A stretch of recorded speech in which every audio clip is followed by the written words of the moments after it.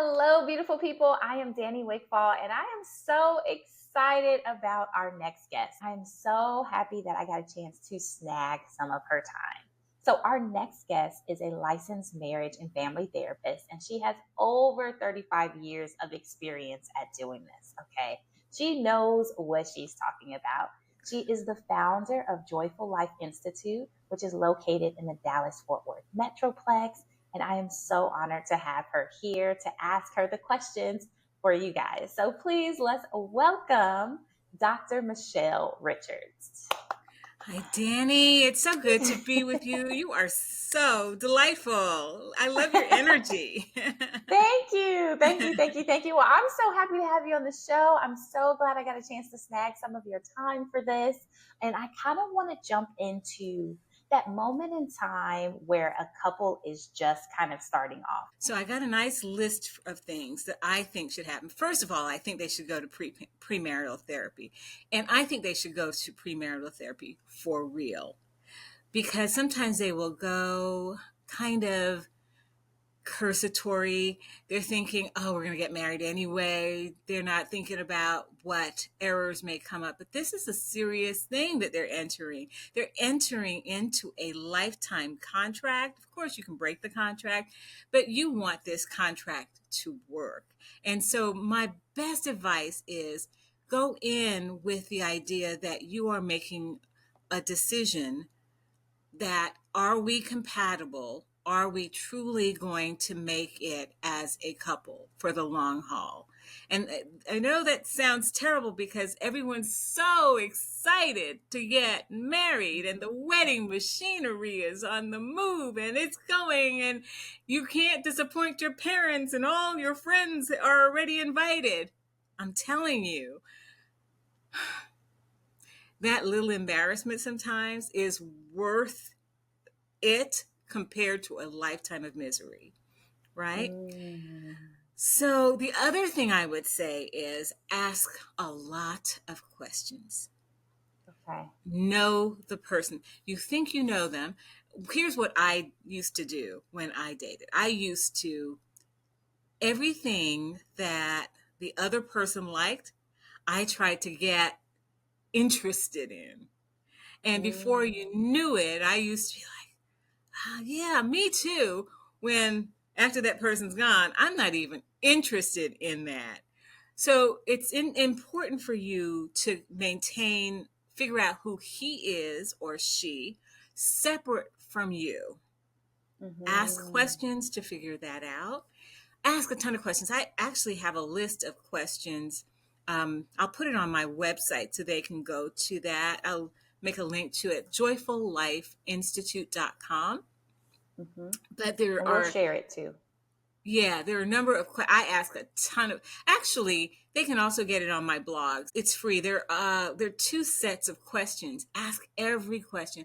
Ask them before you're married, ask them after you're married.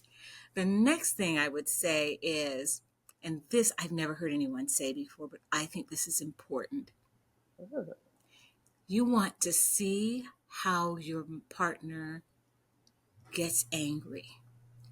What do they do? What do they say? Do they lose it? Do they throw things, punch holes in walls? Do they avoid? That's it. That's so important. Do they blame you for things?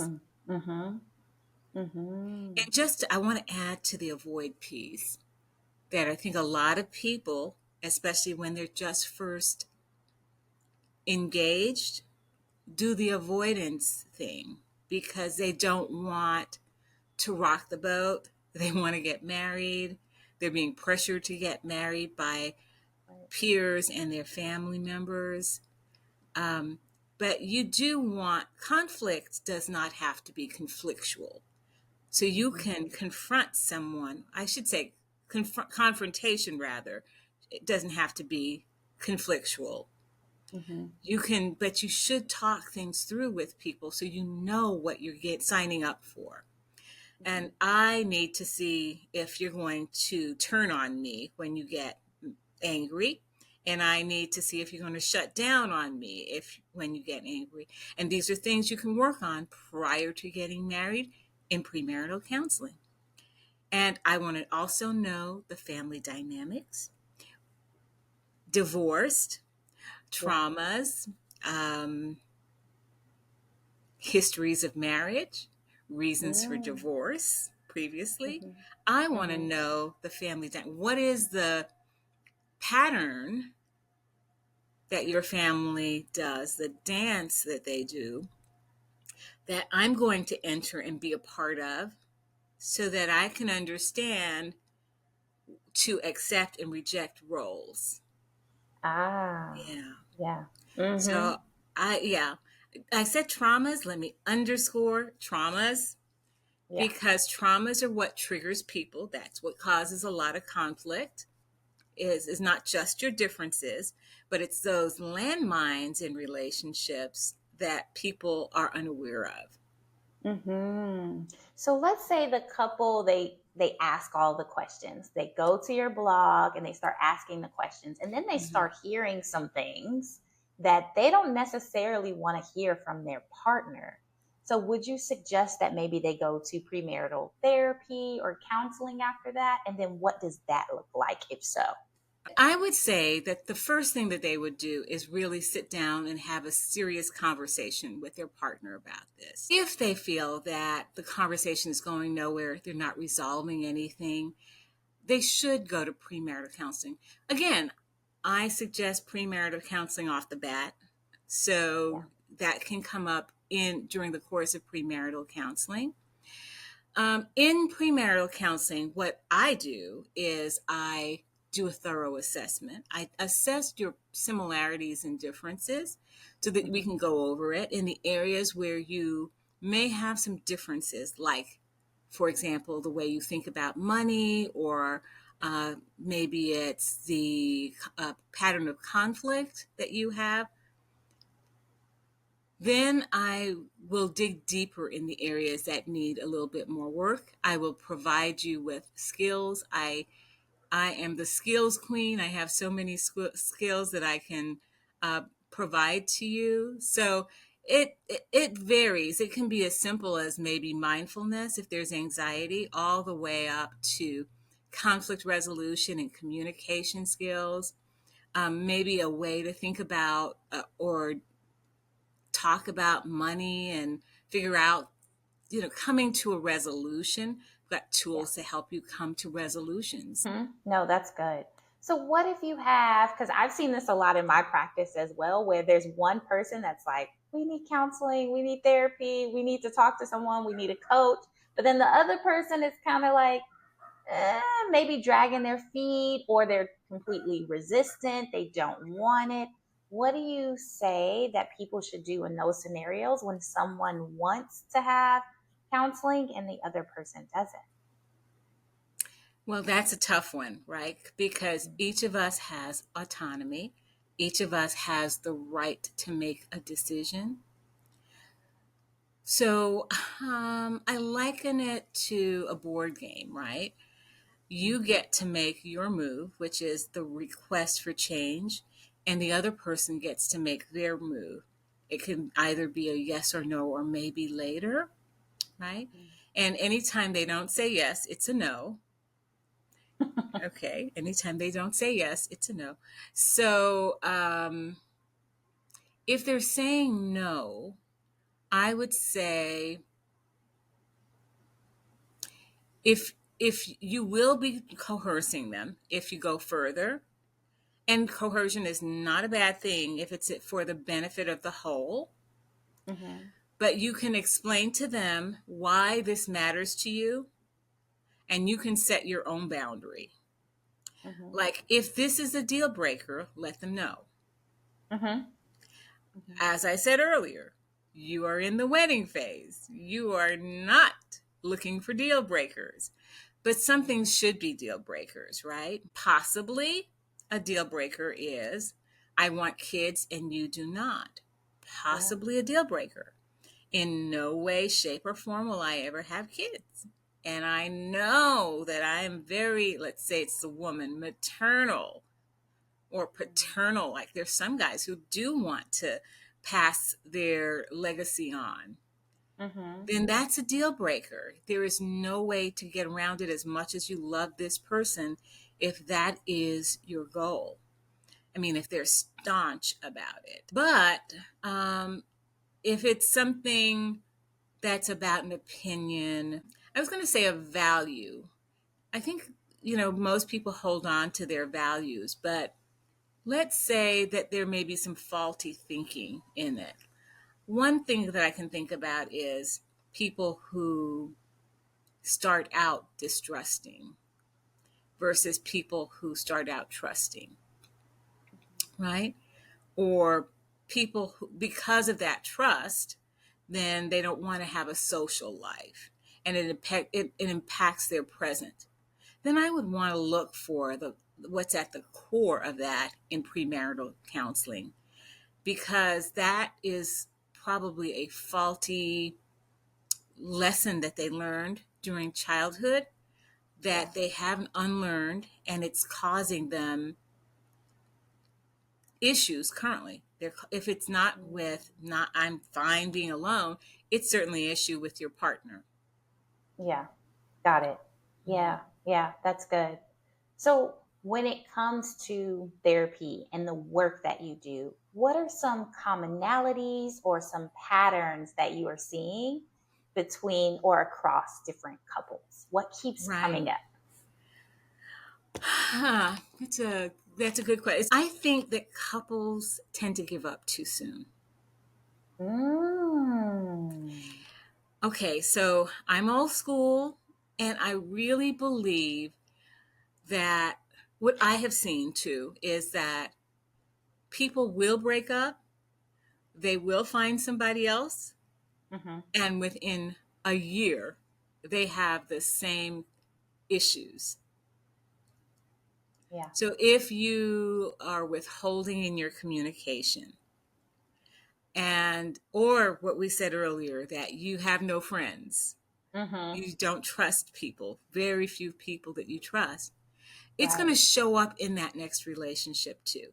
Maybe you can Mm-hmm. find somebody who's similarly a recluse. Maybe you can find someone who similarly doesn't need to talk as much. Maybe.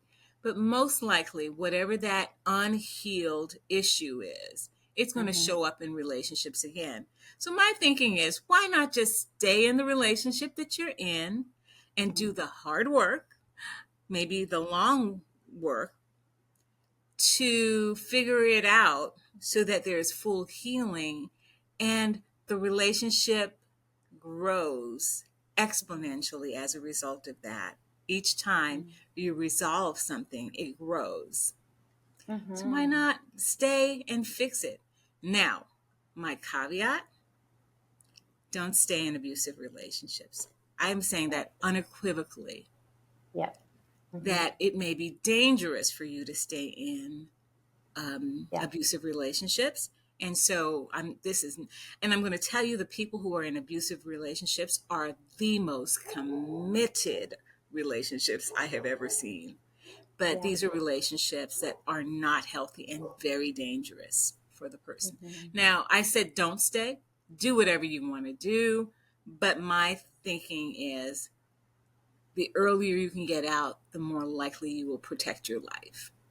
Mm-hmm. Mm-hmm. What else do I see? And I also just want Yes. to add on to that point is it's also important to get support when you're trying to get out for safety reasons as well. Yeah. So It's there are pretty supports, and a lot dangerous. of people don't know that. Yeah. I should Mm-hmm. add that too, right? It's pretty dangerous to It get is. out of those Yep. relationships too. So you're going to really need someone who Mm-hmm. can negotiate, show you how to negotiate that. Yeah, but Mm-hmm. Mm-hmm. that's the one thing, you know, like psychologically abusive relationships too. I think some Yeah. people can handle it and they can roll with it, but I think those are hard. Yeah. So I would encourage you to consider getting out of it. I'm not telling you what to do. And then the other thing I was about to say is I think that they take too long to seek help. So most people come to Mm. me when they've already muttered or yelled the D word. Mm-hmm. And Mm-hmm. that's kind of late. And you're asking the therapist to pull a miracle out of their hat. Right. Um, Come earlier. Come when you start to run into communication problems early on. I think the mistake people make is that everyone has a relationship, everyone's been in relationship, we don't have a manual for relationship. They figure they can handle it on their own, but there is a Yep. science to Mm-hmm. relationship, and I have taken 4 years of my life to learn that science to help you get Mm-hmm. out of anything, well, most anything that you can get yourselves into. Mm-hmm. And it's usually communication, it's usually conflict, it's usually money, that I Yeah. see that with. But come to therapy early. Don't wait until the last minute. I think therapists are good at helping people who are on the brink, but we don't want to take that chance. I see something that people don't recognize in their relationship, and that is that they actually are arguing because they want the same thing. And Ah, tell me more. they will think that they want absolutely something different, but it's the same thing. What do people want? People want to be happy. Mm-hmm. People want to get along. People Mm-hmm. want peace in their relationship. They want the Yeah. same thing. It's the details that you have to figure out. How are we Mm-hmm. going to come together to get the things that I want? I want more time with you. It's always the things that are so good. These are good things that you want in a relationship. Nobody comes to me and says, I don't want any more time with her. They never hear that. They Yeah. always have really positive things that they want, but they just don't know how to bridge the gap. And that's where I come in. Mm-hmm. Is And there something that you could share for the person that may not ever walk into your therapy practice that could help bridge that gap? yes, I think that couples think that they should be the same, like have the same values, have the same views, think the same, vote the same, that Right. kind of thing. Mm-hmm. And that if you dissent or have a different belief, Right. then you're challenging me. You're putting my view down. And that's not necessarily the case. I mean, depending on the tone, it could be. But more likely than not, what it is that they're separate people, Yeah. right? Mm-hmm. They have the right to have a separate thought or a different view on something. Mm-hmm. And the mistake they make is that they think that they should be the same in lockstep all the time. If Mm-hmm. you can tolerate differences without trying to change the other person, I think you do a lot better. Mm-hmm. You know So, what? I see that so much in parenting, yes. where one parent wants the other parent to parent the exact same way. Hmm. So I love that you brought that up. Sorry, not trying to Yeah. cut you off, No, but I no, that's love that. beautiful. Hmm. I see that in a lot of things. Like I think Hmm. it enters all kinds of relationships that there is an expectation that you will be like me. And Yeah. I know where that comes from, right? When I choose a friend like you, I Hmm. looked for similarities. I look for where do we connect? What are our Yeah. similarities? But after that, we have to allow people to be themselves. Yes. Now, here's the thing, when you're in premarital stage, you do just what I said. You start looking for the similarities. And the marriages that actually last do have similarities. It's called homogeneity. Homogeneity in where they grew up, socioeconomic status, religion or spirituality. If you have similarities in those areas, that speaks to longevity, sameness, similarness in those areas. Because think about it, if you have a different socioeconomic class, one person may be like a spendthrift, and the other one might be a saver, and they can't figure out, one is frivolous and the other one is careful. and that might be a conflict. And I think that's often what happens in that money situation that comes up in couples.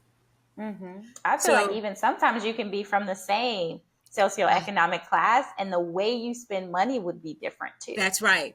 And Susie Orman Mm-hmm. calls that I think she calls it a money wound. And it's a therapeutic issue that you need to figure out. I love that she talks about that. And she talks about it in her books. And the way she talks about it is, I think she had an example of a guy who went on a class trip and he did not have spending money when it came time for lunch.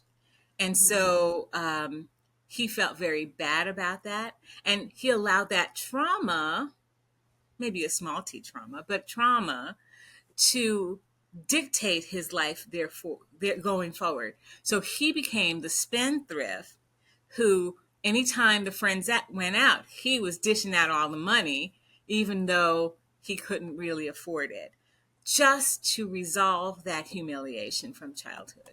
Isn't that something?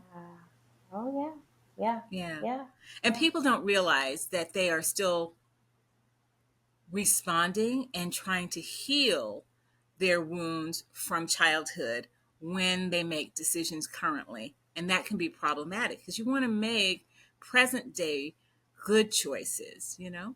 Mm-hmm. Mm-hmm. Yeah, people are acting out of their hurt, you Yes. know, and moving accordingly, especially when it comes to relationship and you bring someone else in the picture. I think really knowing yourself helps, because that doesn't mean you Absolutely. have to be perfect, but you Hmm. know what you're working on, and your partner can come in with the assist, not as the savior, but Yes. as the assist in these things for both of you Hmm. guys to move forward. Yeah. I love it when I get clients who say, "Oh no, I'm selfish. I know that," but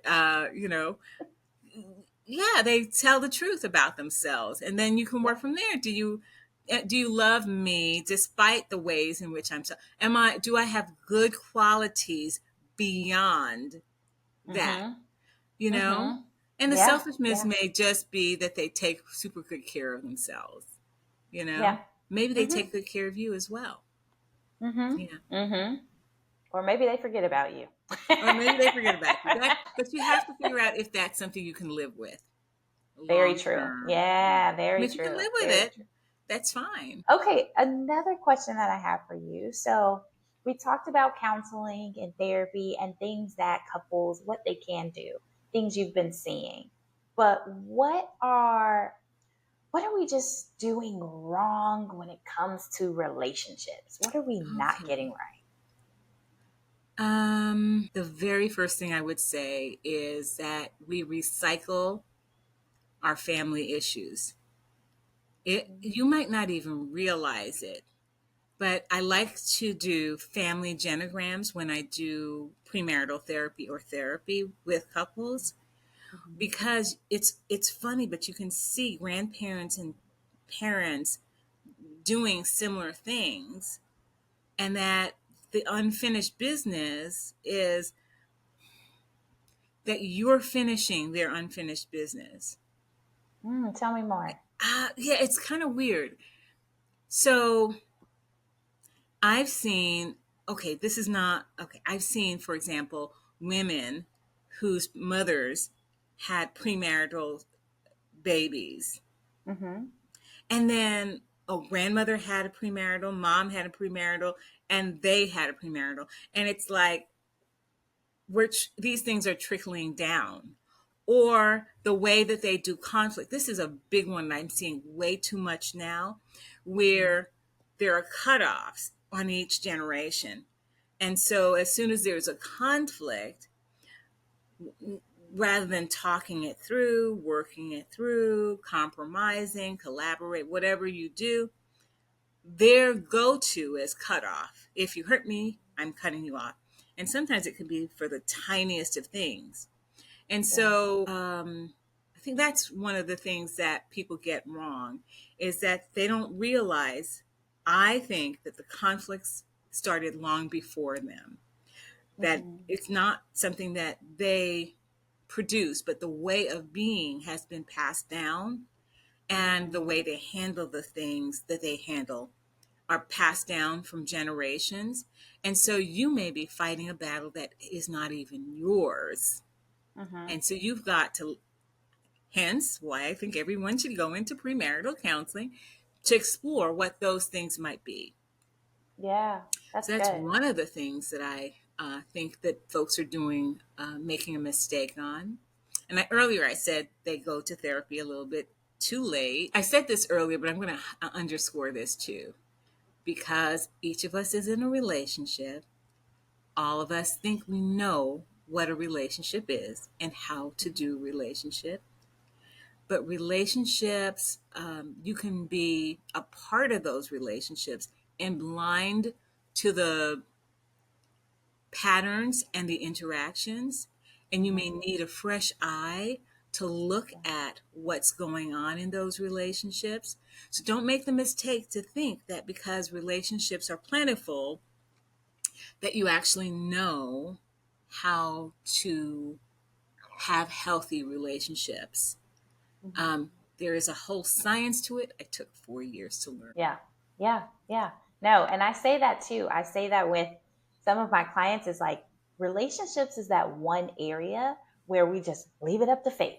We don't do Yeah, any training, we don't learn, we don't educate, we don't get support. We kind of expect ourselves to just know what to do. And this person is supposed to know what to do. I'm supposed to know what to do. And we're just supposed to make it work all on our own. And I was like, but we don't do that with anything else. You know, if we're doing something new, let's say if it's even a new job, right? We don't yeah, just leave it up to fate. It's like, no, there's usually like training involved. You're normally meeting a team. You have to learn a software. Possibly you have to learn or work with new tools. Even if you've been doing it for a while, the environment is shifting, right? It looks different. absolutely. If you're out of it for Mm-hmm. 6 months, you have to do retraining. Yes, Mm-hmm. yes. Yeah. To your earlier point, the only other thing I can think of right off the top of my head where we do that is parenting. Mm-hmm. There's no manual in parenting, and we just wing it. Mm-hmm. And, Mm-hmm. everything that our parents used to do now is outlawed. Somehow, though, we survived. Yep, yep, yep. Speaking of parents and just that premarital stage, that newlywed stage, but maybe before newlywed, premarital stage, parents play a big role in that, the wedding piece, Yes. right? And so I wanted to ask you, how much of a role should they play in deciding wedding things or Oh, details or parts of the relationship? That might be going too far, but those pieces, how much should family play a role in okay. So, in the premarital, like the wedding planning, as well that? as the relationship, Mm-hmm. you are going to get me in trouble. No, I'm not trying to get you. Okay, let's just say the wedding, No, and we I'm gonna. understand that there's I'll cultural answer it. things. I'm just Yeah. playing. I'll answer it. Let's just say, if they put money into your wedding, there may be strings attached. There may be obligation. That money might be withdrawn if you make a different choice. Mm-hmm. So if there's strings attached, you got to find out, are they strings attached or not. I think I have seen, and I do not like when parents get involved, overly involved with the planning of the wedding, Yeah. especially when the parents are trying to live vicariously through the children. Ooh. That they're acting as if it is their wedding, or perhaps they Mm-hmm. didn't get the wedding that they want because their parents did that to them. So now it's Mm-hmm. their time to get theirs. I think that needs to stop. That's one of the patterns that probably needs to be curtailed, Yeah. because I think the people who are getting married should have the ability to create meaningful moments for themselves, and that the things that they plan for their wedding should, match their personalities. um yeah, just Mm-hmm. when they think back at it, they can say it was poignant because these things mattered to them. But Yeah. if they spend all the time arguing with their mom about an ice sculpture that they don't want, and they have the ice sculpture, the thing that they remember is the pain. Mm-hmm. of having to agree to things that they don't want to agree to. And Mm-hmm. sometimes it can be quite serious, right? Like, I need you to marry in the church. I need you to marry. We want to get married on the beach, or I want my friends to come. The parent says, for political reasons, that because I Yep. get some stature out of this. Mm-hmm. And they're like, I only want my friends to come. There's some things that are worth fighting for, I think. I don't think that this is a bad thing that happens. I think it's a very normal and natural thing for there to be conflict during that period of time. And why I'm Mm-hmm. saying that is, again, back to what I said, no one's the same. Everyone's Yep. different. You don't just Mm-hmm. have two people. If you're lucky, you've got both sets of parents as well. So that's what, two, six people or more.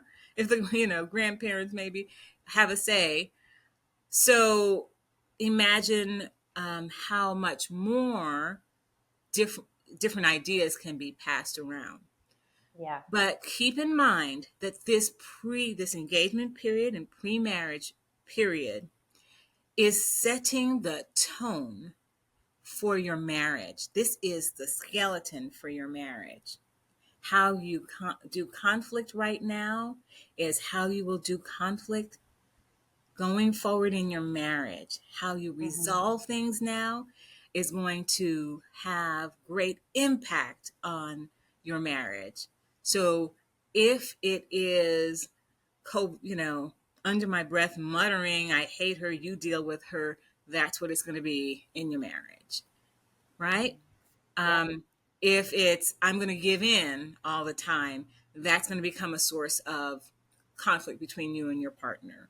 Oh, let's just give Mm-hmm. in to her, she'll be quiet. It's going to become a source of conflict at some point. And I Mm-hmm. think you were talking about intrusiveness too. I think that parents can be intrusive. I think it's happening, it's always happened, but it's more so now because we have the helicopter parents, Mm-hmm. right? So the helicopter parents might want to say, I had someone come to me once, and they were having a child. I think that they did not work out the conflict issues during the premarital period, during the Yep. engagement planning Mm-hmm. period, the wedding planning period. And so it came time to her to have the baby. And the mother in law invited herself to come into the room while she was delivering. They didn't have that kind of relationship. And the wife wanted no Mm-hmm. part of it. Yeah. You want to resolve that before you get to that point. Because now the mother in law is hurt, thinking that she has the rights to do this. But she's not her mother. And Yeah. maybe she doesn't want her to see her lady parts. That's Mm-hmm. kind of it. Mm-hmm. Yeah. Yeah, that's true. Having these conversations, Yeah, Yeah, that's good. That's good. And sometimes we don't know until we're in the moment, yes, and these right. things happen, like maybe you didn't know the mother in law was going to come in. But yeah, having these conversations, especially with baby, having like a birth plan if you can, Yes, can be right. helpful and things like that. But yeah, this is really good. So when it comes to that premarital stage, would you say that you can know if someone is compatible with you or not, or is the one or not, or are there multiple people? I feel like sometimes people don't stick it out because it looks like there's just so many options out there, or we feel like we're just stuck and we don't know how to get out of this rut at all. It's Right. like, how do I navigate out of this situation? It doesn't seem like it. So I'm going to exit stage left. I think the question is, how do you know it's the right person? They are the right person until they're not the right person, right? So Mm-hmm. you're always looking for deal break. Well, not looking for deal breakers, but if a deal breaker comes up, you're gonna want to address it and see what you can do to heal, repair, make it work out. So I think that people at first move with their hearts. But I think Mm-hmm. compatibility has to do with more than just the heart. Yeah. Um, when we are in the first year of marriage, what we tend to see is that the rose colored glasses come off. You start to see the person's faults, those Oh. ideas that you have about the person and their sameness to you. You begin to realize is not true. I know a lot of people say that they thought their partner did a bait and switch with them. Like, Mm-hmm. you were so nice Yep. to me. You talked with me all the time. You spent more time with me. And now that we're married, you cleaned up before after yourself. And now that we're married, you're not doing that. So I think that some of that happens. But I also think that people can't keep up a facade for the rest of their lives. So if they were playing at being the good boyfriend or girlfriend, they let their hair down eventually and show Mm-hmm. you who they are in all of their glory. Mm-hmm. And at that point, it can be frustrating. I see women mostly.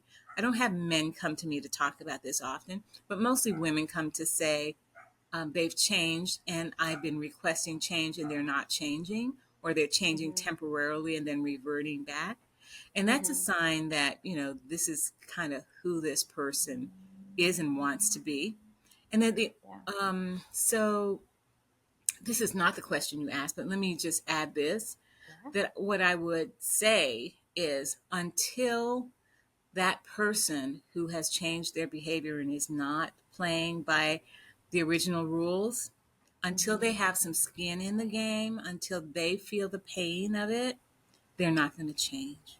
That's about all Mm. I'll say about that. Mm-hmm. But I No, think that's good. women, yeah, women let them get away with it, and it communicates to the guy that it's okay.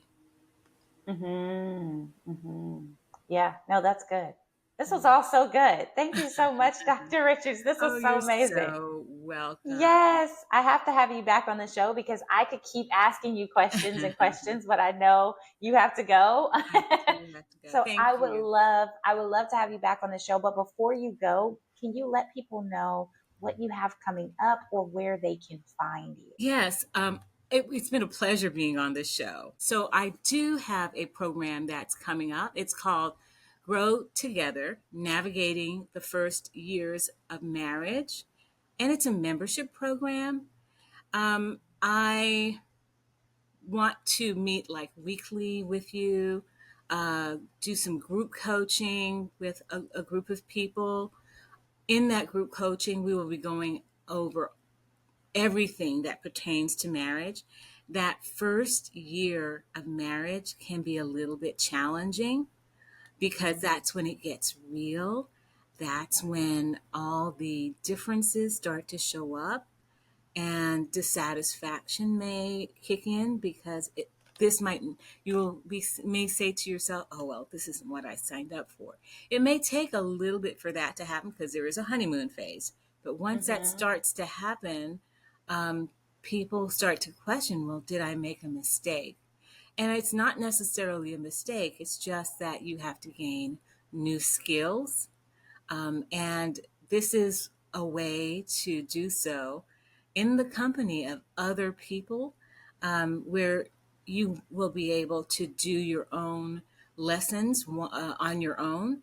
There will be a question and answer period where I will get together with groups of couples and answer questions. And these will be general questions. This will not be therapy, but educational things that are easily applied to your situations, skills that I can teach. So it would be a multimedia platform, and you'll have access to your cohorts where, if you're going through similar things, you guys can kind of encourage each other. Um, Maybe you're ahead, you've gone through it already, and you'll be able to tell the other person what you did and how you came out the other end. Sometimes just seeing someone who came out the other end can be an inspiration to Yeah. someone who's in the thick of it. Mm-hmm. So this is just a membership that you can sign up for. You can listen to as many as the tools as you'd like. They'll Awesome. be rolled out slowly every week, something new, and you can jump on the call and listen in to the questions and answers, or ask your own questions. And I will always provide more resources than you probably need at the moment, but always open to hearing what resources you need in the moment too. Awesome. Where can they get this? I tell you what, Yeah, I'm where going to can send you the link for that perfect. Okay. um, Yay. So I after will have this. the link and I will share it with you guys. Yes. Awesome.